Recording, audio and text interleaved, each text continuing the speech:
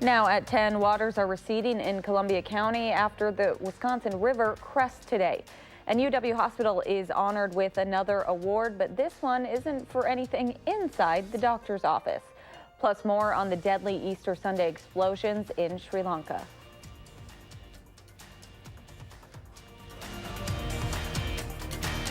From the Channel3000.com Alert Center, this is News 3 Now at 10. Thanks for watching News 3 Now at 10. I'm Amanda Quintana. Within the last few hours, officials in Columbia and Sauk counties have asked more people to evacuate after the DNR found increased erosion along the Wisconsin River's Caledonia levee in Portage. That erosion has prompted a closure of an 8-mile stretch of levee road starting in Columbia County, where Fairfield Street intersects, all the way west to Shep Road intersection in Sauk County. The sheriff's office is currently notifying residents in that area to evacuate. DNR staff monitoring the levee tonight discovered that it had weakened. Those emergency staff have also left the levee. Despite the erosion, the river was going down today. According to DNR, the Wisconsin River crested in Portage around noon today. Officials say while they're still closely monitoring levees and river levels, some homeowners are dealing with flooded basements and backyards. For the most part, damage across the area seemed to be minimal today. Fortunately, some dams upstream on the Wisconsin River did us some favors and you know, kind of let the water come down a little more slowly, which really helped out with the flooding situation down here in Portage. The DNR is keeping an eye on possible storms later this week, but don't believe a moderate storm would bring levels up as high as we've seen in the last few days. Officials expect evacuees will be able to return home in the next couple of days as the river goes down. People living in the area are asked to find someplace else to stay or head to the Red Cross Emergency Shelter at the Portage United Methodist Church on Pinnery Road. Authorities in Iowa County are preparing for flooding later this week. The National Weather Service is forecasting minor flooding of the Wisconsin River near Muscoda.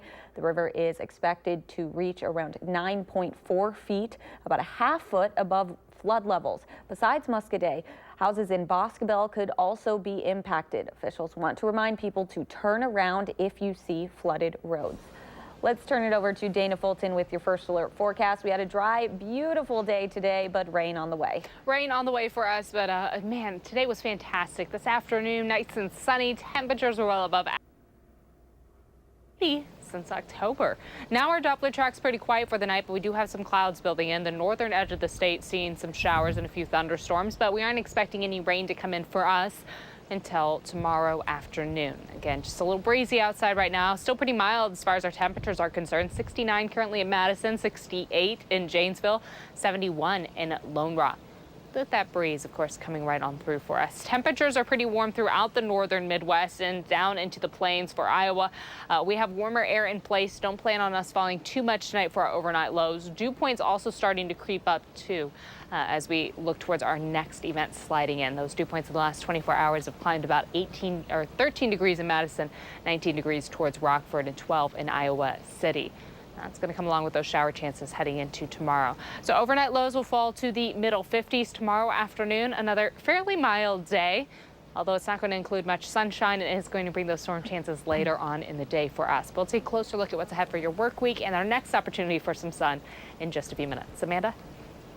Thank you, Dana. The DNR says much of southern Wisconsin is under high risk of fire activity right now. Officials warn burning debris piles, grass, or wooded areas is extremely dangerous and could lead to an out-of-control fire. Campfires are also discouraged. You can head to the DNR website to see if your county is under a burn restriction. A first alert traffic reminder to pass along if your commute takes you down University Avenue in Middleton. You might want to find a different route starting tomorrow. Sections between Cayuga and Park Streets in Middleton will be closed in both directions over the next couple of months due to construction. It's part of a $2 million project involving new pavement and utility improvements, plus new traffic lights and left turn lanes at the Parmenter Street intersection. The reconstruction work is scheduled to wrap up by the 4th of July. Delays are also expected on Verona Road starting tomorrow morning after southbound traffic shifts onto the new southbound interchange ramps from Williamsburg Way to McKee Road. The Verona Road and Williamsburg Way intersection will also partially close starting tomorrow morning. Only right turn in and out of that intersection will be allowed as crews build a bridge there. That project is expected to last until sometime in July. Sri Lankan officials are making arrests after coordinated Easter Sunday suicide bombings at Catholic churches and luxury hotels killed more than 200 people and injured hundreds. After the attacks, authorities tightened security around houses of worship in the U.S. Officials say the coordinated attacks were carried out by a single group that has not been identified yet. More than a dozen suspects were being held in connection with the suicide bombings. Sri Lanka shut down social media and imposed a curfew in the capital, Colombo, after the attacks. The country is still recovering from a long and bloody civil war. In the 30 years of civil war, we had lots of explosions in Colombo. We are used to our airport getting blown up and the central banks, things like that. But it's been 10 years of peace, and we got used to that. Officials say a few dozen foreigners, including several Americans, are among the dead. No one has claimed responsibility for the attacks. Sri Lankan officials say religious extremists were behind them. Around the state tonight, police say the mother of two young children who were found dead inside a Seymour home is safe. Seymour police have yet to identify any suspects after the 3-year-old and 3-month-old girls, along with a 35-year-old man, were found dead inside a home on Friday morning. The investigation has been turned over to the Department of Criminal Investigation within the Wisconsin Justice Department. The victims have not been identified. A man suspected of being part of a drug investigation is dead after leading Milwaukee police on a chase and eventually crashing into a house. The suspect vehicle careened out of control and into a house, a vacant house, and eventually burst into flames. Milwaukee police say the 27-year-old man, who is not being identified, was driving up to 80 miles an hour last night on the east side. He crashed into another car and lost control, hitting that house.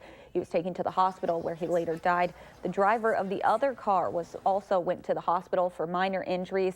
And this is one of 3 police chases hurting and killing people in Milwaukee in just a few days. Police say they will continue to pursue suspects if they believe they pose a risk to the public. State organizations are calling for change at Lincoln Hills Youth Prison. A new report shows inmates are still being pepper sprayed despite a federal court order to lower the use of it. A court-ordered monitor report of the youth prison was filed back in January, along with recommendations. Just days ago, a follow-up report was issued showing prison officials have not made the recommended changes. Director of Youth Justice Milwaukee, Charla Moore, would like to see better conditions for Wisconsin's juvenile inmates. What we need to do is figure out better laws and policies that are going to support the development of young people, not harm them. The report also found Lincoln Hills isn't doing enough to prevent suicide. Rooms continue to have items where young inmates can harm themselves. There's also continued staffing shortages. Last year, Wisconsin lawmakers agreed to close the facility by 2021 and open smaller county or state-run teen prisons. But now they're looking to delay the 2021 deadline, saying they need more time to build the replacement facilities. UW Health is celebrating an award they didn't earn in the clinic, but in the cafeteria. Amy Reed joins us now to explain what the hospital did to receive this national recognition. Amy? We all know eating well is part of our overall health, and UW Health is reinforcing that by example, all while taking on an issue facing hospitals around the globe. There's a lot that goes into perfectly cooked meat. The sear, the season, the flair. But it's what's not in this meat or this meat or this meat that makes it special. At UW Health, 95% of their chicken, beef, and pork is free of antibiotics. I think hospitals are trending more to starting to serve antibiotic-free meats, but also looking more generally at the foods that they're serving to their patients, their families, and their staff, and understanding that they have an obligation to provide healthy food options for all of the people that they're serving. It's healthy for a number of reasons. Most importantly, especially for a hospital, it helps lower antibiotic resistance, which is when bacteria evolve to survive antibiotics. The bacteria, really, it doesn't matter to them if they're exposed to the antibiotics within our own bodies or in our food. As long as they're exposed to them, they can have resistance develop. So when we do acquire infections, it's more challenging to treat. It's a problem affecting hospitals worldwide. The World Health Organization said it's one of the biggest threats to global health, food security, and development today. And it's making diseases like pneumonia, tuberculosis, gonorrhea, and salmonella more difficult to treat. While antibiotic resistance can come from poor prescribing habits or patients not finishing their medicine, studies continue to point to our food as another reason. I think you can think back years ago how we used to provide antibiotics for kind of anything in humans. And so we really have understood more about research related to that and really started to understand how it also has implications when it's in our food supply. The hospital's work with antibiotic-free meat is what prompted the nonprofit Practice Green Health to give them a Circle of Excellence in Food award. This puts them in the top 10 of all health systems for local, sustainable foods. It's an honor they're happy to have, but what's better than getting the meat just right is what it can do for their patients. By limiting the amount of antibiotics in our food supply, the bacteria are less likely to generate resistance. Therefore, when people do acquire infections, we're able to use more effective medication with less toxicities. This award is part of a 2-year-long push for more sustainable practices at the hospital. And in that time, they learned a lot, including why these antibiotics are fed to animals in the first place. We have more on that over on our website, channel3000.com. All right. Thank you so much, Amy. Coming up on News 3 Now at 10, taking advantage of this beautiful Easter Sunday by serving others. How our community is giving back today.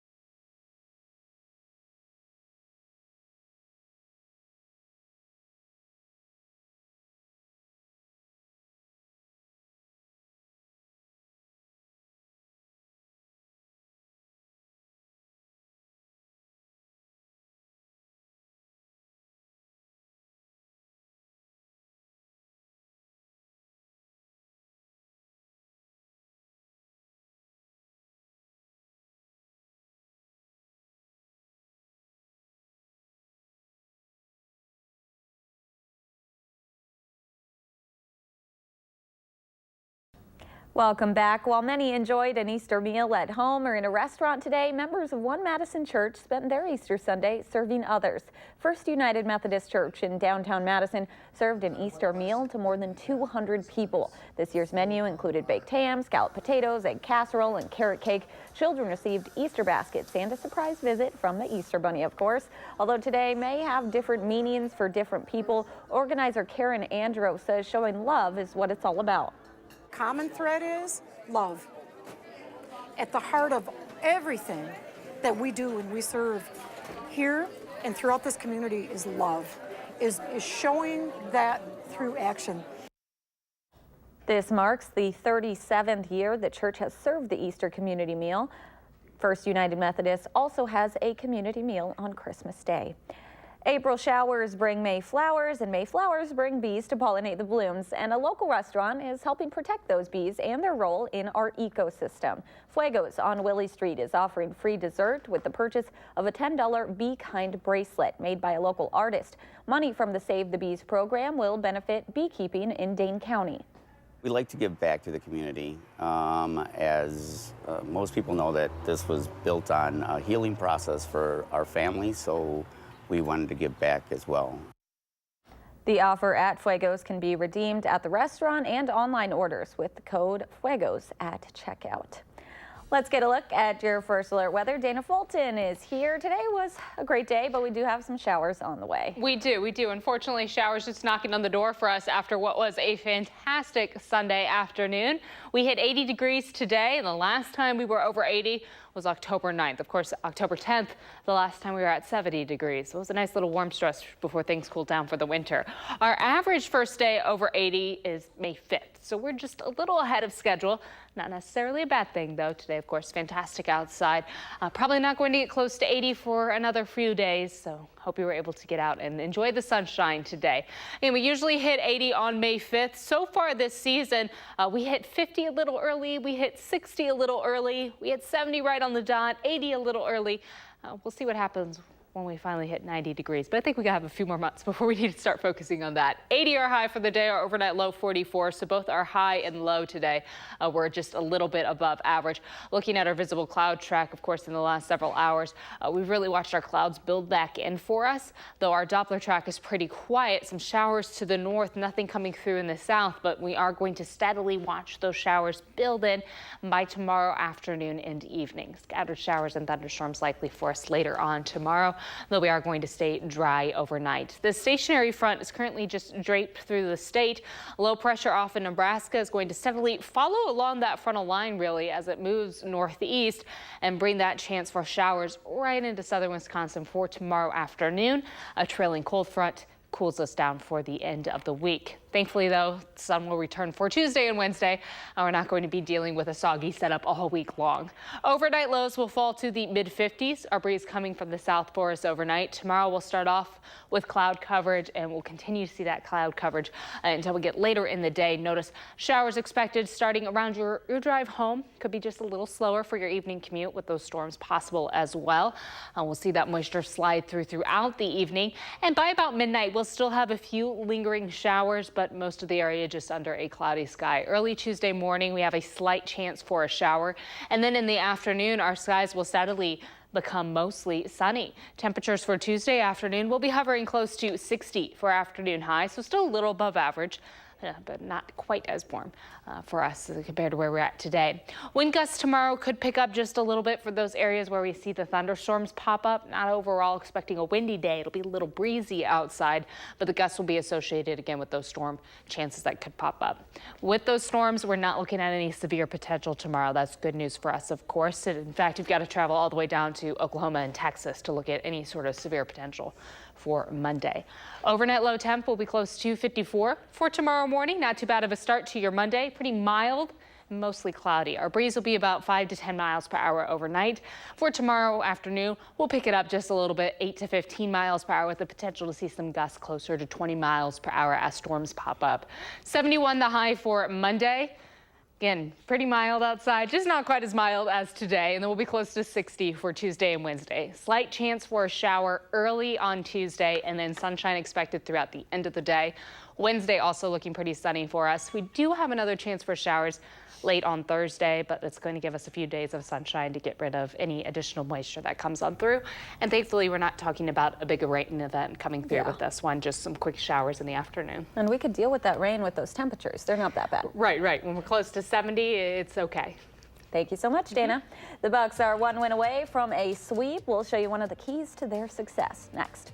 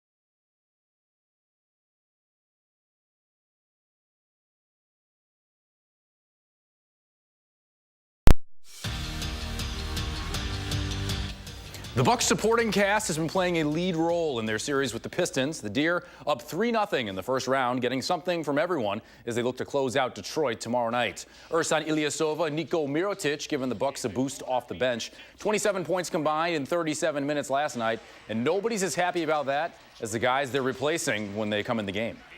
That's what our bench was doing all year long, including this series, is when they come in, they're ready to play. Ersan did a great job, of being ready. He got 3 great looks from 3 and knocked all of them down, and just took a lot of pressure off us, allowed us to relax, play our game, and play within the flow. Now let's just say the Bucks don't blow a 3-0 lead.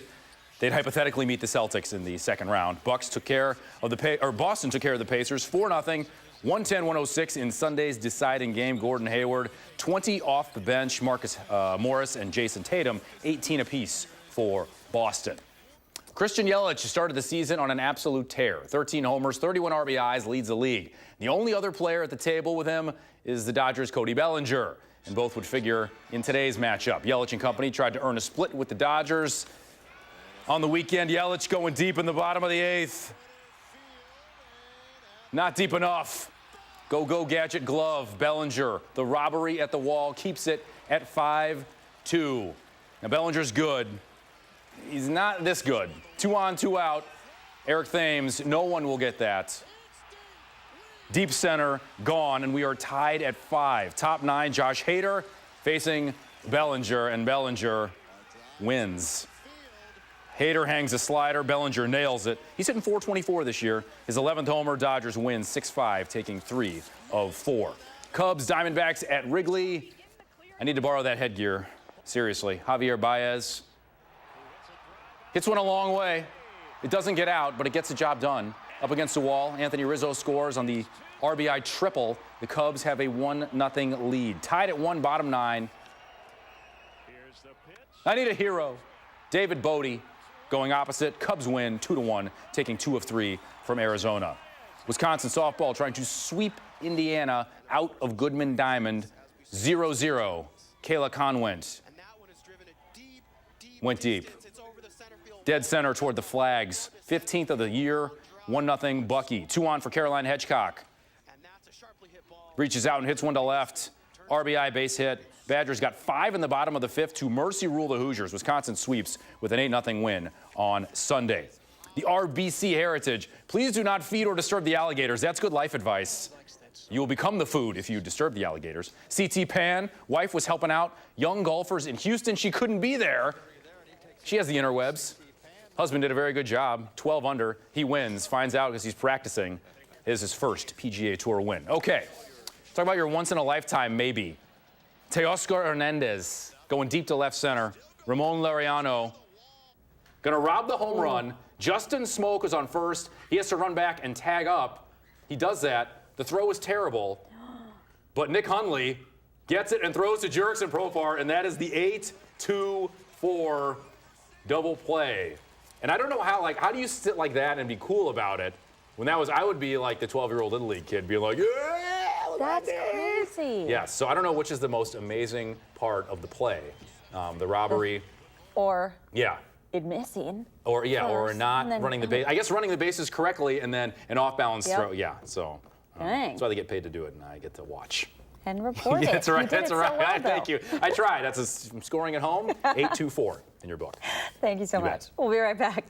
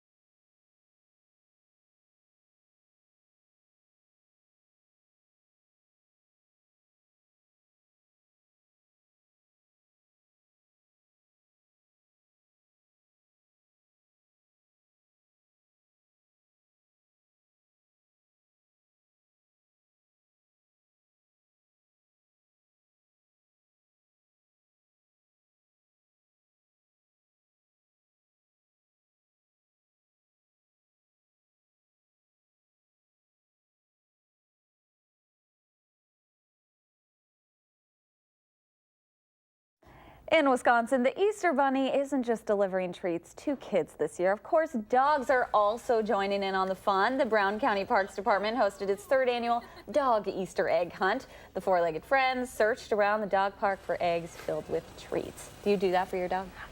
She would eat the egg. So that would be a solid no. Did you for your dog? I have before. It didn't work out like I had planned. He was just really confused. Right. There's a treat here, but I can't figure out how to get why it. all this plastic? Right. This is an unnecessary step to get a treat. So today, of course, was fantastic outside. Great treat weather, great egg hunt weather. It was nice and sunny.